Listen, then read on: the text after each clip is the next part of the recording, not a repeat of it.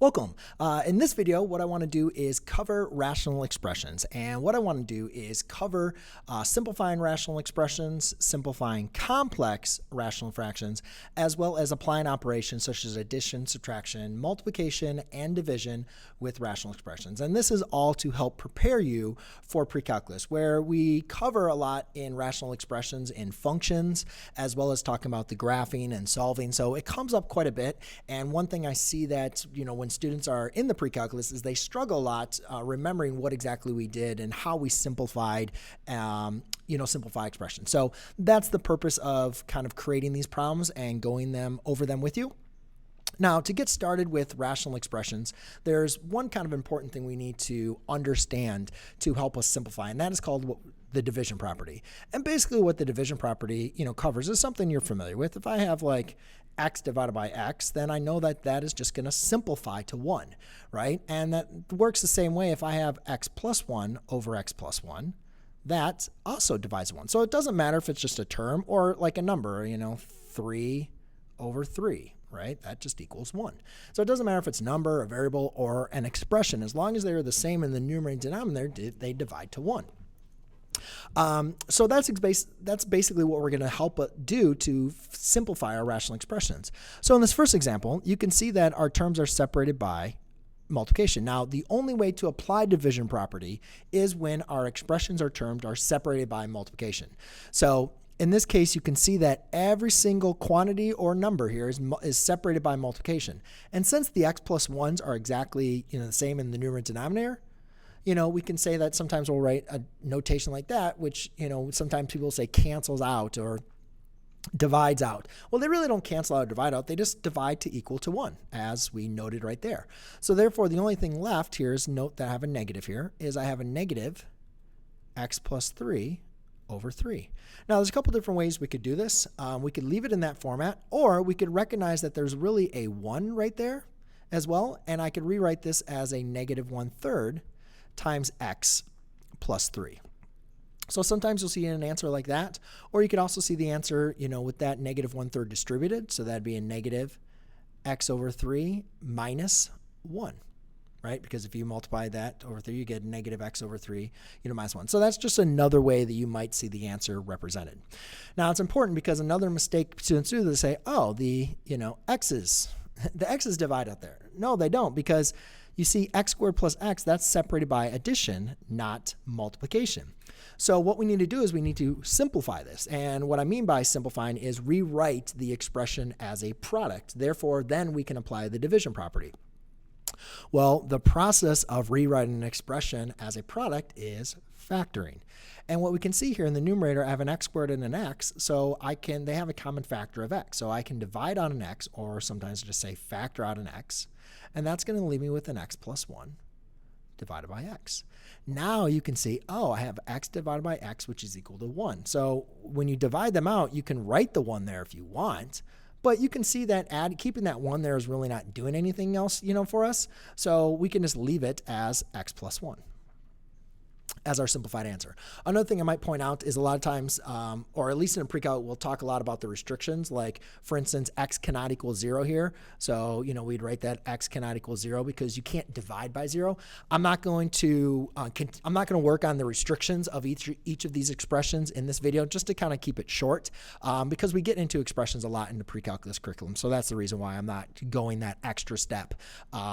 But technically, that is an extra thing we want to just be aware of, is adding those restrictions. But I'm not going to talk about it in this case. Just wanted to make sure I was presenting that for you guys. In this next one here, we have 2x squared minus 4x minus 6. And you see, oh, crap, now I have a trinomial. I hate factoring trinomials, and especially when the a is not equal to 1. But quickly, I noticed that, oh, well, that's a 2, but all of my terms are divisible by 2. So what that means is I can factor out a 2, and that's awesome because that should help out my factoring. And then in the denominator, I can actually factor out a 4. Okay, so now I can see that 2 over 4 can be simplified. Now, one thing we might want to do is 2 over 4 can be simplified into 1 over 2, right? 2/4 is the same thing as 1/2. And I'm just going to leave it in that format for right now, just so you can kind of see, because once we start obviously going a little bit quicker, we don't need to technically always show that step. X squared minus 2x minus 3, I want to see if this is factorable. Basically, I'm saying what two numbers multiplied to give me -3, but then add to give me -2. So we think of the factors of -3, and we say, well, what about -3 and 1? And that works out. So we'd have x minus 3 times x plus 1 is the factored form of that. Remember, there's that 1 there. And divided by 2 times x plus 1. And now you can see these x plus 1 over x plus 1 is equal to 1. So those go ahead and divide out. Now, just note that that 2 is in the denominator, right? So again, we could kind of go back to our form here. We could leave this as x minus 3 over 2, or we could write the 1/2 out in front and write it like this. So both answers are acceptable. You just might see it one way or another. I wouldn't say one is better than the other, but if you're dealing with something like a multiple choice or whatever else, you would, it's just good to understand that you could rewrite those either way. All right, so in the next example here, we have another trinomial over a binomial, and I quickly identify because my brain is like trained to look for special factoring techniques because I don't want to do any more crazy factoring than you do. So I immediately look at this and I say, oh, that is a perfect square trinomial. That means I can rewrite that as x plus 2 squared. And that is a difference of 2 squares, so I can rewrite that as x minus 2 times x plus 2. But that doesn't always necessarily help us out the best because some students might have trouble like dividing this out. You could think of this as like an x squared over an x, so therefore it's just going to be an x in the numerator. But it might be helpful just to write that out in expanded form, x plus 2 times x plus 2 over x minus 2 times x plus 2. And therefore then you can see, oh, my x plus 2's are common, so therefore they're going to divide out, leave me with a final answer of x plus 2 over x minus 2. Okay. In the next example, again, I have a trinomial over a trinomial. So I just want to see, well, factor in what common terms do they have. Again, please do not try to divide the 3 into the 6 here or divide out those 4s. They're separated by addition here. These terms are separated by addition, so you cannot divide them out. Okay. Again, we have to write them as factors or products of factors. Then we can apply the division property. So let's factor x squared minus 7x plus 6. So what two numbers multiply to give me 6, add to give me -7? So that's going to be x minus 6 times x minus 1. And then this is going to be what two numbers multiply to give me 3, add to give me -4? That's going to be x minus 3 times x minus 1. And simply here you can say, oh, well, the x minus 1's divide out again. So therefore this is x minus 6 over x minus 3. Okay. All right, next example. Now, I kind of threw this one in there. It's a little bit more advanced than you'd probably see, but it's bringing up a point that for a lot of students, they get caught in this rhythm. I can simplify, but then we kind of manipulate the equation a little bit and they get completely lost. So it's important to understand, when we're dividing out, when we're trying to simplify by factoring, we don't really want that we only want a to equal 1, right? So the best case here, what I would do is I would factor out that -1. So therefore, I can factor that numerator. So therefore, I'd have an x squared plus 2x minus 3. In the same respect for the denominator, I don't really want to factor 9 minus x squared. You can. It's actually 3 minus x and 3 plus x, right? It's not bad. But I would still prefer to rewrite this in this form, -x squared plus 9. Okay, because now again, if I want to factor this, I don't want that negative either, so I'm going to factor out that negative, but I'll do that in the next round here. Here, let's factor this out. What two numbers multiply, give me -3, add to give me a positive 2x? Well, here, it was a negative 2x, so all I need to do is swap my factors around. So I don't really need to write the -1, but I'll continue doing that. So I have a -1 times, let's see, this is going to be an x plus 3 times an x minus 1. And my denominator here, if I factor out a negative, now I have x squared minus 9. Well, that brings me up to a difference of 2 squares, right? And also, by factoring out a -1, you can see now that the negatives divide out. Negative of a negative is now a positive. So therefore, I'm left with a x plus 3 over x minus 1 all over x minus 3 times x plus 3. And again, so now we can see that those are going to divide out, and my final answer is going to be an x minus 1 over x minus 3. So just with a little manipulation here, we can go ahead and simplify the expression. It wasn't too bad, right? All right, so now let's get on to simplify complex fractions. So complex fractions are best described as when we have fractions within fractions. And you can see here, I have the subtraction of fractions in the numerator, subtractions or addition of fractions in the denominator. Now, there's kind of really two modes or two ways to go about this. We could combine our fractions in the numerator and denominator and then just simply divide. But I think that while that actually sometimes is better for some examples, I think one of the easier things to understand is we can eliminate the fraction by getting rid of the denominator. So as long as we can eliminate the denominator, then we can, as long as we can eliminate the denominator, then we're not going to have complex fractions or fractions within fractions. And I'll just give you an example. Like, what if I had the example 1 over 1/4? If I wanted to get rid of this fraction in the denominator, I would multiply by 4 over 4. Because what that's going to do, as long as you multiply by the same number in the numerator and denominator, what that's going to do is that's going to keep yourself an equivalent fraction. So I have 1 times 4, which is equal to 4. And then 1/4 times 4, which is equal to 1. Well, 4 over 1 is just equal to 4, right? So what that's going to do is that's going to eliminate us into having that's going to eliminate essentially our denominator in this example.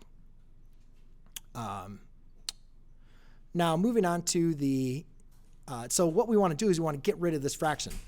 But to do that, we have multiple fractions, right? And I could even write a fraction here, 2 over 1. I could rewrite this one as 5 over 1.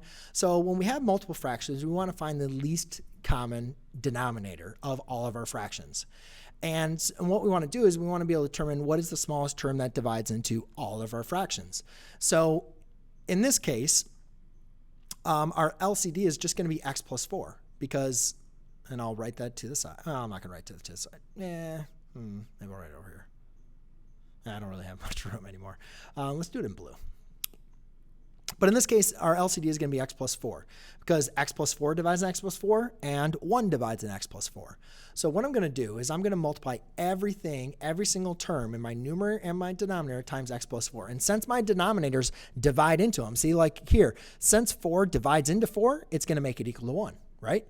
So if I multiply everything times x plus 4, that is going to eliminate my fractions in my numerator and my denominator. Let's move this up. Oops.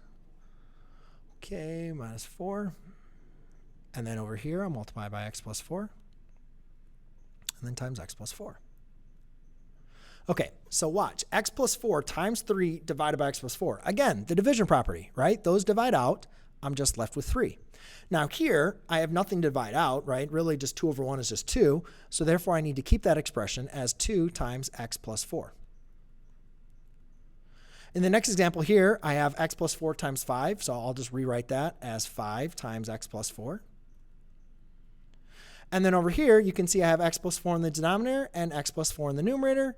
So those are going to divide out. So that's going to be plus 2. Now that's technically fine. That's good. That's the answer. Preferably, a lot of times, though, we're going to simplify this. Just remember that that is a negative 2 here. So if we are going to simplify this using distributive property, we want to make sure that that's going to be a negative 2x minus 8 when we distribute. And therefore, this would be a 5x plus 20 plus 2. Okay, and now in my numerator and my denominator, I can just combine like terms. So I'll write the negative 2x first. 3 minus 8 is going to be a negative 5. For my denominator, I'll just have a 5x. And then 20 plus 2 is going to be 22. And sometimes if they can be simplified, like factoring out common terms, we could factor them out. Notice we don't want to divide out the 5s because they're not separated by multiplication. They're separated by, their terms are separated by subtraction and addition. But sometimes maybe some further simplifying would be necessary or required.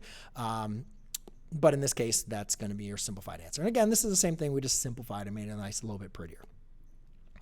All right, so for the next example, I have 1 minus 1 over x squared divided by 1 minus 1 over x.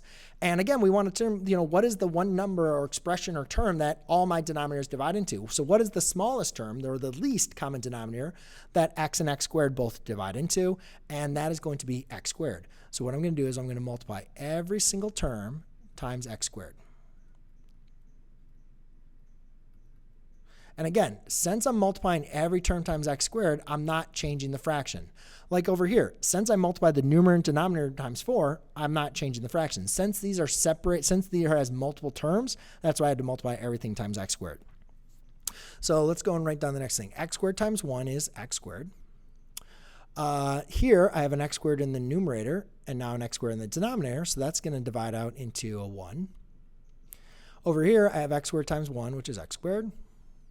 And then over here, I have x squared times 1 over x. So that's going just to be a minus x, because that's x divides into x squared, just x times. So that's going to be minus x. Okay, so this would be an example where I can kind of further simplify this down. In the numerator, I notice that this is a difference of 2 squares. So I can write x minus 1 times x plus 1. And for my denominator, I can factor out a common x, which would be x factor out an x, so therefore I'm left with x minus 1. Then you can see that those terms are going to divide out, and I'll have a final answer of x plus 1 over x as far as a simplified answer. All right, last but not least, 1 over x minus 1 plus 1/2 divided by 4 divided by x squared minus 1. Now, this one you can see we have all 3 of my denominators are different, all right, and that doesn't make us any easier. But one thing I noticed is one of my denominators is factorable. X squared minus 1 can be further factored down. So rather than dealing with this, I'm going to deal with the factored version, which is x minus 1 times x plus 1. And that's important because you notice that x minus 1 and x is shared in both of those denominators. So I don't need to rewrite it twice. It's like the same thing. If I was going to do 1 over 6 plus 1/2, my LCD is not 12. You don't have to multiply these to get 12. My LCD is 6 because they both share a common factor. Like 2 and 6 both divide into 6. So we don't need to multiply all of these to get my LCD. So my LCD, though, has to include something that they can all divide into. So for what's the smallest term that x minus 1 times x plus 1 divides into? Well, that's going to be x minus 1, x plus 1. X minus 1 divides into that term. That's good. So the only term that my factor does not divide into is 2. 2 does not divide evenly to that. So the smallest number that 2 divides into is 2. So it's going to look a lot, but I need to multiply everything, and I'll write the LCD, I guess maybe up top. The LCD in this example is going to be 2 times x minus 1 times x plus 1. And again, just double check my work. Does that divide into that? Yes, 2 times. Does 2 divide into that? Yes, x minus 1, x plus 1 times. Does x minus 1 divide into that? Yes, and it divides into it because, you can divide out and equal to 1. So let's multiply everything times that, and I'll use a different color here. So 2 times x minus 1 times x plus 1. Over here, multiply 2 times x minus 1 times x plus 1. Again, remember these are in the numerator. And then here I'll multiply by 2 times x minus 1 times x plus 1. Okay, so let's go back and use another color. Here you can see that the 2's divide out. Here you can see that again, remember this is in the numerator, my x minus 1's divide out. And here my x minus 1's divide out and my x plus 1's divide out. Because again, these are in the numerator, these are in the denominator. So what I'm left with is 2 times x plus 1 times 1. So that's going to be 2 times x plus 1 times 1, which I'll just leave out. Here I have plus 1 times this. Now, you could leave this in factored form, but I'm going to try to simplify this. So I'm going to rewrite this back as a difference of 2 squares of x squared minus 1. You could leave it in factored form if you'd like to. And then my denominator is just going to be those divided out, and then I have 4 times 2, which is equal to 8. Okay, because all those turn around and left with 4 times 2 is 8. Now, that's perfectly fine. I'm done, but preferably we're probably going to need to simplify this. So let's apply distributive property here. I get 2x plus 2 plus x squared minus 1 divided by 8. Oh, that was in that one. And now let's just kind of rewrite this in descending order here. So I have a x squared plus 2x plus 1 over 8. Or I could rewrite this with a 1/8 in front. Move that up. And that would be x squared plus 2x plus 1. Forgot that. Okay. All right. That's very good. So now let's get down to our operation. So we're just going to do add, subtract, multiply, divide. Now, in the last example, our main idea was multiplying, getting rid of our rational expressions, like getting rid of our denominators. In this case, we don't really need to get rid of them. We just want to get our common denominators. And I probably should have done this one maybe in front of that one to kind of help maybe like arrive at this point. How do you find your common denominators? So here we can, if we have the same expressions like 5 over x plus 1 plus 3 over x plus 1, since they have the same denominator, we can just combine our numerators. But if they don't have the same denominator, well, then we have to get common denominators. So just like, just like we're going to do 1/2 plus 1/3, the common denominator here is 6, right? So then we multiply by 3 over 3 and 2 over 2 to get a common denominator of 6. So that'd be, that's 3/6 plus 2 over 6. But what I found, what I told you is, the same thing, that not always multiplying them is always going to be the fastest or the easiest way to get your common denominators. And it also gets more confusing when we're dealing with expressions with variables rather than numbers. But again, the main idea that you kind of saw is if I just multiply like these by each other, I'm going to get an LCD that they both divide into. And more often than not, that is going to be your least common denominator. And in this case, it is my least common denominator. They don't share anything in common, so I'm just going to multiply them to find my LCD. So therefore, to get the common denominator then, that means I need to multiply by a x plus 4 on this fraction over an x plus 4. And again, you have to make sure you multiply in the numerator and the denominator to keep the fraction equivalent. And then here, multiply by x minus 1 on top and bottom. So now, let's go ahead and just rewrite this out. So therefore, this is going to be 3x times x minus 1 plus 5 times x plus 4. And that's going to be all divided by the common product here, which is x minus 1 times x plus 4. Okay. So that's done. I mean, technically that's the answer. Usually though, we like to simplify this. So we're going to want to, simplify, apply distributive property, and then combine like terms. Usually we like to leave the denominator alone because that's, as I talked about in the beginning, that's going to be talking about our restrictions, and it's easier to talk about restrictions when we have it in factored form. But either way, it doesn't matter if you multiply these together or not, and I'll multiply them just so you can see maybe the answer might be written in that way. But in this case, let's go and multiply these out. Therefore, I'd get a 3x squared minus 3x plus 5x plus 20. And then let's just multiply this out. It's actually preferred to leave that in factored form, and just in case something else divides out. But now let's go ahead and, man. That's x plus 4, right? All right, so now we can combine our like terms here. You see a negative 3x and a 5x. That's going to go to 2x. So therefore, I'll just rewrite this as 3x squared plus 2x plus 20 all over, let's just write that as, let's multiply it out. That'd be x squared minus 4x minus x plus 4x, that'd be plus 3x minus 4. Now, sometimes it is important to see if this is, it'd be factorable.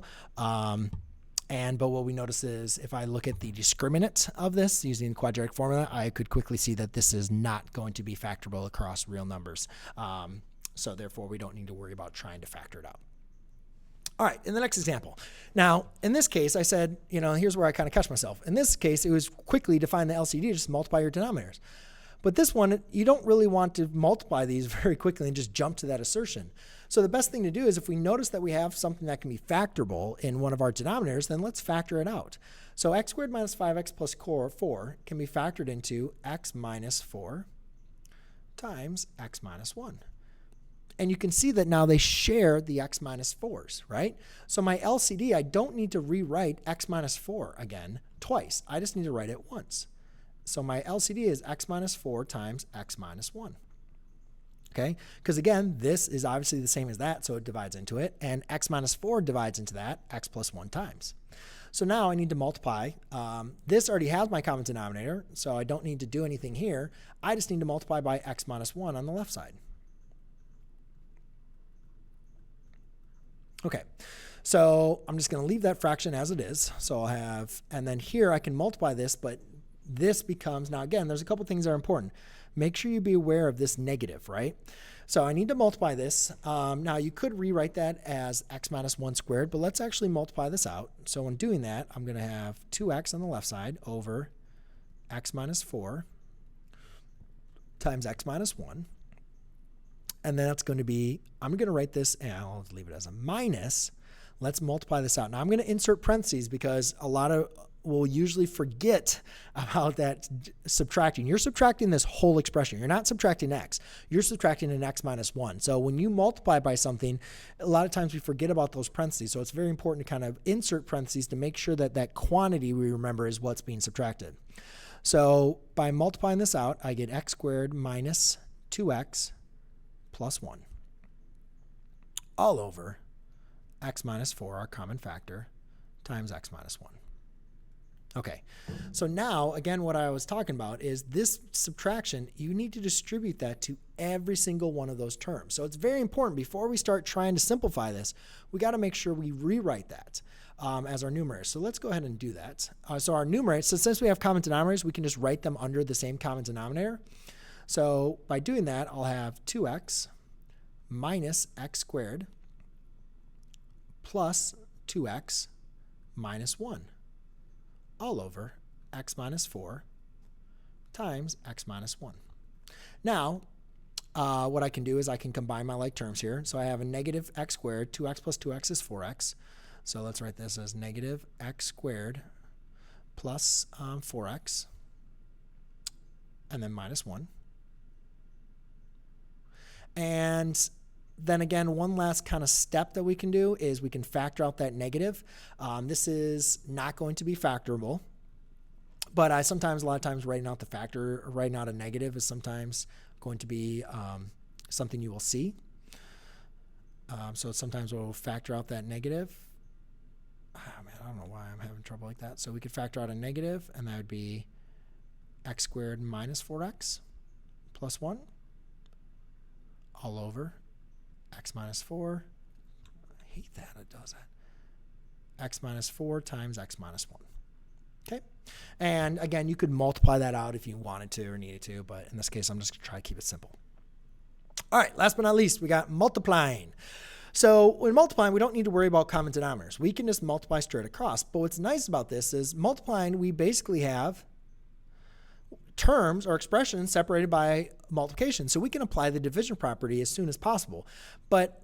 So if these were exactly the same, we could divide the division property, but they're not exactly the same. And again, we can't divide out these 3's because these terms are separated by addition. So we need to factor out everything to see what we can rewrite here so we can apply the division property. So I am just going to rewrite all of my expressions in factored form. So here, what two numbers multiply to give you negative 3, add to give you 2. So that's going to be x plus 3 times x minus 1. Over here, what two numbers multiply to give me 2, add to give me 3. So that's going to be x plus 2 times x plus 1. Over here, this is not a trinomial, but you can see that both my terms have a common factor of 3x. So I'm going to factor out a 3x, and that's going to leave me with x plus 2. And then here, you can see this is going to be x plus 3 times x plus 3. And I'm just going to rewrite that in expanded form, or as a two binomials multiply rather than x plus 3 squared. So again, now just notice here, I'm actually going to use red. Notice that all of my terms, I'll even write that up there, all of my terms are separated by multiplication, right? So since these quantities are separated by multiplication, now whatever is the same in the numerator and the denominator can divide out using the division property. So those divide out. Those divide out. And those look very close, but one's negative, one's positive, so they don't divide out. So therefore, I'm just going to be left with a 3x times x minus 1 all over a x plus 1 times an x plus 3. And again, that's fine. That's done. That's simplified. A lot of times, though, we can multiply that out. But you know what? Let's just leave it like that. I mean, I think it's very good. You can multiply the numerator and the denominator if you wanted to. Just dividing fractions, just a couple quick things. Let's kind of go back to that original example. Was that in this one I did? Yeah. So let's go over like 2/3 divided by, 1/4. Again, what I talked about, when you have a fraction divided by fraction, I want to get rid of this fraction. So if I multiply by 4, or really 4 over 1, which is the reciprocal, it's going to go to 1. Now again, whatever you multiply in the denominator, you have to multiply in the numerator to keep equivalent fractions. So 2 times 4 is going to equal 8/3. And then 1/4 times 4 over 1 is going to equal 1. So I don't really need to rewrite 8/3 over 1. I can just write that answer as 8/3. So a lot of people just remember this as when you have a fraction divided by a fraction, just flip the divisor and multiply, which is technically true. I just wanted to show you why that works. So in this case, like multiplication, we want to factor out everything, and then we want to change the division problem, or change the division to multiplication by the reciprocal. So I'm going to factor everything, and I'm going to rewrite this as a multiplication problem. So factor in the numerator is a difference of 2 squares, so that's x minus 2 times x plus 2. Denominator, I can just factor out a common factor of x. That's x plus 1. Now again, remember, I need to flip my reciprocal to rewrite this as a multiplication problem. So therefore, that's going to be an x plus 1 in the numerator and an x minus 2 in the denominator. Now you can see that everything is being separated. I'll even put these in parentheses.